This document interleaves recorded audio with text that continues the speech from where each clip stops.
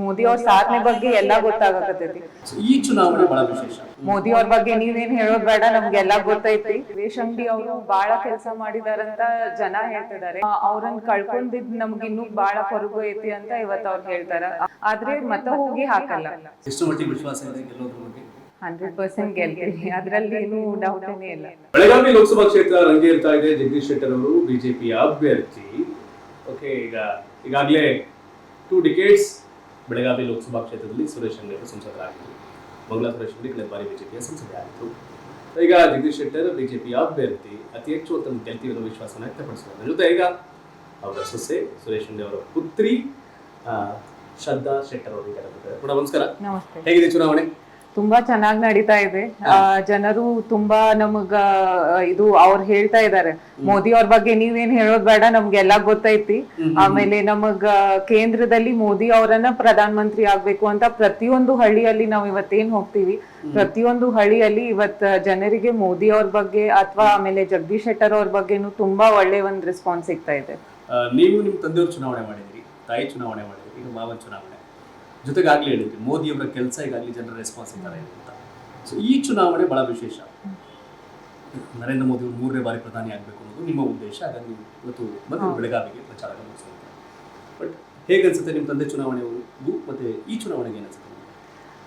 ಅದೇ ಈಗ 2014 ನಲ್ಲಿನೂ ಕೂಡ ಫಸ್ಟ್ ಟೈಮ್ ಅವಾಗ ಶ್ರೀ ನರೇಂದ್ರ ಮೋದಿ ಅವರು ಪ್ರಧಾನ ಮಂತ್ರಿ ಅಭ್ಯರ್ಥಿಯಾಗಿ ಅವಾಗೂ ಕೂಡ ಇದೇ ತರ ಜನರಲ್ಲಿ ರೆಸ್ಪಾನ್ಸ್ ಇತ್ತು.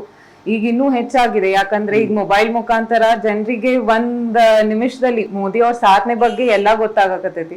ಸೊ ತುಂಬಾ ಒಳ್ಳೆ ಒಂದ್ ಅಭಿಪ್ರಾಯ ಇದೆ ಅವ್ರ ಬಗ್ಗೆ. ಅವ್ರು ನಮ್ ಪ್ರಧಾನ ಮಂತ್ರಿ ಆದ್ರೆ ನಮ್ ದೇಶ ಇನ್ನೂ ಹೆಚ್ಚಿನ ಮಟ್ಟಿಗೆ ಬೆಳಿತೈತಿ ಅಂತ ಇದು ಪ್ರತಿಯೊಬ್ರು ಯುವಕರು ಹಿಡಿದು ಇವತ್ ದೊಡ್ಡವ್ರು ಇರ್ಬೋದು, ಪ್ರತಿಯೊಬ್ಬರಿಗೂ ಅದ್ರ ಬಗ್ಗೆ ಇವತ್ ಮಾಹಿತಿ ಐತಿ.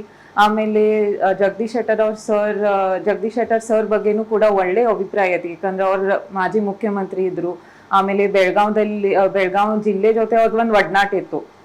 ಅವ್ರು ನಮ್ಮ ತಂದೆಯವ್ರ ಜೊತೆಯಲ್ಲಿ ಭಾರತೀಯ ಜನತಾ ಪಕ್ಷವನ್ನ ಸಂಘಟನೆ ಎಲ್ಲ ಮಾಡಿದ್ರು. ಸೊ ಹಂಗಾಗಿ ಸಾಕಷ್ಟು ಕಾರ್ಯಕರ್ತರಿಗೆ ಅವ್ರ ಪರಿಚಯ ಆಲ್ರೆಡಿ ಇರೋದ್ರಿಂದ ತುಂಬಾ ಒಂದು ವಾತಾವರಣ ಒಂದ್ ಒಳ್ಳೇದ್ ಕ್ರಿಯೇಟ್ ಆಗೈತಿ ಅಂತ ನಾನು ಇವತ್ತು ಹೇಳ್ಬೋದು. ಮತ್ತೊಂದು ವಿಷಯ ಅಂತಂದ್ರೆ, ಹೌದು, ಈಗ ನರೇಂದ್ರ ಮೋದಿ ಅವರು 3ನೇ ಬಾರಿ ಪ್ರಧಾನಿ ಆಗ್ಬೇಕು ಅದೇ ಸರಿ ಕೆಲಸ ಆಗ್ತಿದೆ. ನಿಮ್ ತಂದೆಯವರು ಕೂಡ 4 ಬಾರಿ ಸಂಸದರು, ಜೊತೆಗೆ ಕೇಂದ್ರ ಮಂತ್ರಿ ಆಗಿ ಸೆಂಟ್ರಲ್ ಮಿನಿಸ್ಟರ್. ಆ ಕಾಂಟ್ರಿಬ್ಯೂಷನ್ ಬಂದಾಗ ಜನ ಏನ್ ಹೇಳ್ತಾರೆ ಈಗ ಫೀಲ್ಡಿಗೆ ಹೋದಾಗ?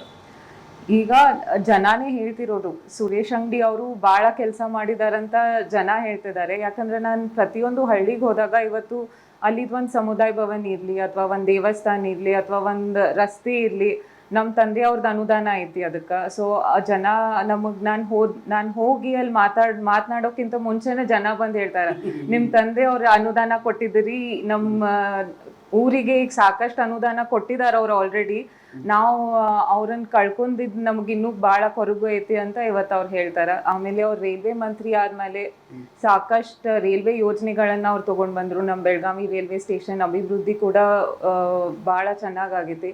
ಆಮೇಲೆ ಏರ್ಪೋರ್ಟ್ ಇರ್ಬೋದು, ಯಾಕಂದ್ರೆ ಮೊದಲ್ ನೋಡ್ತಿದ್ವಿ ನಾವು ಏರ್ಪೋರ್ಟ್ ಅಲ್ಲಿ ಬರೀ 1 ಫ್ಲೈಟ್ ಇರ್ತಿತ್ತು, ಬೆಲ್ಗಾಂ ಟು ಬ್ಯಾಂಗ್ಳೂರ್ ಒಂದೇ ಫ್ಲೈಟ್ ಓಡಾಡ್ತಿತ್ತು. ಬಟ್ ಹಗ್ಲೆಲ್ಲ ನಮ್ಮ ತಂದೆಯವರು ಅದನ್ನ ಪಾರ್ಲಿಮೆಂಟ್ನಾಗ ಅದನ್ನ ಕ್ವೆಶ್ಚನ್ ಅವರ್ನಾಗ ಇದನ್ನ ಮಾಡಿ ಕ್ವೆಶ್ಚನ್ ಕೇಳಿ, ಆಮೇಲೆ ನರೇಂದ್ರ ಮೋದಿ ಅವ್ರ ಸರ್ಕಾರ ಏನ್ ಬಂತು ಅವಾಗ ಉಡಾನ್ ಯೋಜನೆ ಅಡಿಯಲ್ಲಿ ಬೆಳಗಾವಿ ಏರ್ಪೋರ್ಟ್ ಅನ್ನ ತಗೊಂಡ್ ಬಂದು ಆಮೇಲೆ ಫ್ಲೈಟ್ ಕನೆಕ್ಟಿವಿಟಿಯನ್ನ ಕೊಡ್ಸೋದು ಬಹಳ ಪ್ರಯತ್ನ ಮಾಡಿದ್ರು ತಂದೆಯವರು. ಸೊ ಈಗ ಆಲ್ಮೋಸ್ಟ್ 16 cities ಗೆ it is one of the busiest airport in Karnataka. So almost 16 cities ಗೆ ಇವತ್ತು ಕನೆಕ್ಟಿವಿಟಿ ಇದೆ. ಬಿಜೆಪಿ ಜೊತೆಗೆ ನರೇಂದ್ರ ಮೋದಿ, ಸುರೇಶ್ ಅಂಗಡಿ ಅವರ ಕೆಲಸ, ಜಗದೀಶ್ ಶೆಟ್ಟರ್, 4 ರೀತಿಯ ಶಕ್ತಿಗಳು, ಪವರ್ ನಿಮ್ಮ ಪಾರ್ಟಿಗೆ ಇದೆ. ಈಗ ನೀವೇನ್ ಅಪೀಲ್ ಮಾಡ್ತೀರಿ ಬೆಳಗಾವಿ ಜನರಿಗೆ? ನಾನು ಇಷ್ಟೇ ಹೇಳೋದು, ಯಾಕಂದ್ರೆ ಇವತ್ತು ಎಲ್ಲರೂ ಹೇಳ್ತಾರೆ, ಮೋದಿ ಅವ್ರ ಬಗ್ಗೆನೂ ಹೇಳ್ತಾರೆ, ತಂದೆಯವ್ರ ಬಗ್ಗೆನೂ ಹೇಳ್ತಾರೆ, ಜಗದೀಶ್ ಶೆಟ್ಟರ್ ಅವರು ಏನ್ ಕೆಲಸ ಮಾಡಿದಾರಂತ ಪ್ರತಿಯೊಬ್ಬರಿಗೂ ಗೊತ್ತೈತಿ. ಆದ್ರೆ ಮತ ಹೋಗಿ ಹಾಕಲ್ಲ. ಸೊ ಅದಕ್ಕೆ ಇವತ್ತು ನಾನು ಒಂದೇ ಕೇಳ್ಕೊಳ್ಳೋದು, ಇವತ್ತು ಶ್ರೀ ನರೇಂದ್ರ ಮೋದಿ ಅವ್ರ ಪ್ರಧಾನ ಮಂತ್ರಿ ಆಗ್ಬೇಕಂದ್ರೆ ನಾವು ಎಲ್ಲರೂ ಹೊರಗೆ ಹೋಗಿ ಆ ಮತವನ್ನ ಹಾಕ್ಬೇಕು. ಅದಷ್ಟೇ ನಾನು ಇವತ್ತು ಅವ್ರಿಗೆ ಕೇಳ್ಕೊಳ್ಳೋದು, ಯಾಕಂದ್ರೆ ಅದು ಭಾಳ ಮಹತ್ವದ ಐತಿ. ಯಾಕಂದ್ರೆ ವೋಟಿಂಗ್ ಪರ್ಸೆಂಟೇಜ್ ಜಾಸ್ತಿ ಆಗ್ಬೇಕು. ಅದೊಂದು ನಾನು ಎಲ್ಲರಿಗೂ ರಿಕ್ವೆಸ್ಟ್ ಮಾಡ್ಕೊಳ್ತೀನಿ. ಎಷ್ಟು ಮಟ್ಟಿಗೆ ವಿಶ್ವಾಸ ಇದೆ ಗೆಲ್ಲೋದ್ರ ಬಗ್ಗೆ? 100% ಗೆಲ್ತೀವಿ, ಅದರಲ್ಲಿ ಏನೂ ಡೌಟೇನೇ ಇಲ್ಲ. ತುಂಬ ಸ್ಪಷ್ಟವಾಗಿ ಶ್ರದ್ಧಾ ಶೆಟ್ಟರ್ ಅವರು ಮಾತಾಡೋದು. ಕಾರಣ ಇಷ್ಟೇ, ನಾನು ಯಾಕೆ ಬ್ಯಾಂಗ್ಳೂರಿಂದ ಬೆಳಗಾವಿಗೆ ಬಂದೆ ಅಂತಂದರೆ ನೀವು ಗೊತ್ತಿರಲಿ ಎಲ್ಲವೂ ಹೊಂದಿಕೊಂಡಂತೆ ಆದರೆ ಸುರೇಶ್ ಅಂಗಡಿ ಅವರು ಕರ್ನಾಟಕದ ಮುಖ್ಯಮಂತ್ರಿ ಆಗಿರ್ತಿದ್ರು ಈ ಹಿಂದೆ. ಯಾಕಂದರೆ ರಾಜಕೀಯ ಪಲ್ಲಟಗಳ ವ್ಯವಸ್ಥೆ ಬಗ್ಗೆ ನಾನು ಯಾವಾಗಲೂ ಅವಾಗ ನಿಮ್ಗೆ ಹೇಳ್ತಿರ್ತೀನಿ.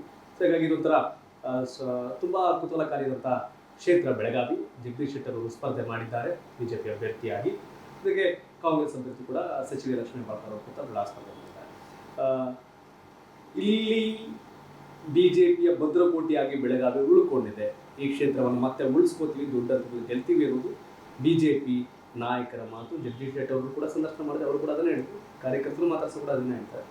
ಶ್ರದ್ಧಾ ಶೆಟ್ಟರ್ ಅವರು ಅವ್ರ ತಂದೆ ಚುನಾವಣೆ, ಅವ್ರ ತಾಯಿ ಚುನಾವಣೆ, ಈಗ ಅವರ ಮಾವನವರ ಚುನಾವಣೆಯನ್ನು ಮಾಡ್ತಾ ಇದ್ದಾರೆ. ಹಾಗಾಗಿ ಇವನು ಕೂಡ ಸಂದರ್ಶನ ಮಾಡಿದ್ರೆ ತಾವೇನು ಹೇಳ್ತೀವಿ, ಏನಾದ್ರು ಹೇಳೋದಿದೆಯಾ ಜನರಿಗೆ? ಮತ್ತೆ ಇಲ್ಲ, ಅಷ್ಟೇ, ನೀವು ಎಲ್ಲರೂ ಹೋಗಿ ನಿಮ್ಮ ಮತವನ್ನು ಚಲಾಯಿಸ್ಬೇಕಂತ ಅದು ಒಂದೇ ನಾನು ಇವತ್ತು ವಿನಂತಿ ಮಾಡ್ಕೊಳ್ಬೇಕು. ನಾನು ಇವೆಲ್ಲ ಸ್ಪೆಷಲ್ ಆಗಿ ಕಂಡಿದ್ದೇನೆ ಅಂದರೆ ವೋಟಿಂಗ್ ಪರ್ಸೆಂಟೇಜ್ ಜಾಸ್ತಿ ಆಗಲಿ, ವೋಟ್ ಹಾಕಿ ಅದನ್ನ ಮಿಸ್ ಮಾಡಕ್ಕೆ ಹೋಗ್ಬೇಡಿ, ಮತದಾನ ಮಾಡೋದನ್ನ ಮರಿಬೇಡಿ ಅಂತ ಹೇಳ್ತಾರೆ. ಅದೇ ಒಳ್ಳೆದಾಗಿ madam, thank you so much time ಕೊಟ್ಟಿದ್ದಕ್ಕೆ. ಬೆಳಗಾವಿ ಲೋಕಸಭಾ ಕ್ಷೇತ್ರ ಮತ್ತಷ್ಟು ಮಗದಷ್ಟು ರಂಗೆ ಇರ್ತಾ ಇದೆ. ಬಿಜೆಪಿಗರಿಗೆ ವಿಶ್ವಾಸ ಇದೆ, ನಾವು 100% ಗೆಲ್ತೀವಿ, ಅದು ಭಾರಿ ಅಂತರದಲ್ಲಿ ಗೆಲ್ತೀವಿ ಅಂತ. ನರೇಂದ್ರ ಮೋದಿ ಮತ್ತೊಮ್ಮೆ ಪ್ರಧಾನಿ ಆಗ್ತಾರೆ 3ನೇ ಬಾರಿ ಅನ್ನೋದು ಬಿಜೆಪಿಗರ ವಿಶ್ವಾಸ. ತಾವೇನು ಹೇಳ್ತೀರಿ? ಬೆಳಗಾವಿ ಕಥೆ ಏನು? ನರೇಂದ್ರ ಮೋದಿ ಅವರು ಎಷ್ಟು ಸ್ಥಾನಗಳನ್ನ ಬಿಜೆಪಿ ಗಳಿಸುತ್ತೆ? ಕಾಮೆಂಟ್ ಮಾಡಿ ತಿಳಿಸಿ. ಧನ್ಯವಾದ. ಇದು ಕರ್ನಾಟಕ ಟಿವಿ, ಕನ್ನಡಿಗರ ಧ್ವನಿ.